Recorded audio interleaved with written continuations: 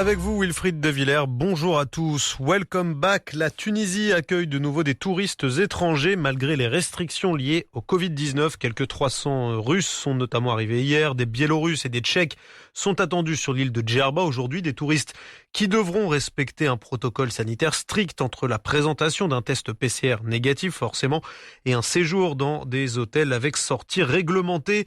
Une ouverture aux touristes en Tunisie alors que le gouvernement annonçait cette semaine encore un nouveau tour de vis face à des contaminations toujours en hausse et des hôpitaux au bord de la saturation. La vaccination machine bien rodée aux États-Unis, 100 millions de personnes désormais entièrement vaccinées. L'annonce est tombée tout à l'heure. Plus de 200 millions de doses injectées depuis l'arrivée de Joe Biden à la Maison-Blanche et des centres de vaccination qui tournent à plein régime.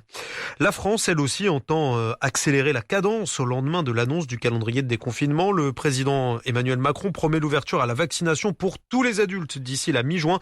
Et dès le 15 mai, elle sera ouverte à tous les plus de 50 ans sans distinction. 150 millions de cas de contamination recensés à travers le monde aujourd'hui. Les cas explosent notamment en Inde depuis déjà plusieurs jours avec ce nouveau record. Plus de 385 000 contaminations en 24 heures.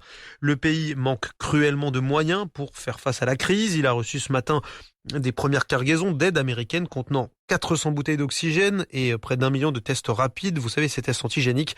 D'autres aides en provenance des États-Unis et de nombreux pays sont attendues dans les prochains jours. La contre-attaque de Moscou après les sanctions européennes tombées début mars. 8 responsables européens, dont le président du Parlement, David Maria Sassoli, sanctionné par la Russie.